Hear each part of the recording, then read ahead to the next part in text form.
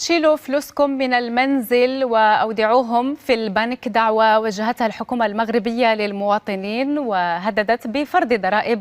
على من يكتنز كميات ضخمة من الأموال في بيته بعيدا عن القطاع المصرفي. الحكومة منحت المواطنين فرصة للتصريح عن مدخراتهم المكتنزة في بيوتهم ودفع ضريبة عليها بنسبة 5% من إجمالي المبلغ المدخر، أو الاستعداد لضرائب تتراوح ما بين 30 و 37% على هذه الأموال. القطاع المصرفي المغربي يواجه أزمة بسبب كميات الأموال الضخمة المدخرة في البيوت، وبحسب البيانات الرسمية تصل قيمة هذه الأموال إلى 42 مليار دولار، وهو ما فقم من أزمة سيولة البنوك التي وصلت إلى 10 مليارات دولار، وأصبحت تهدد قدرة الاقتصاد على التعافي.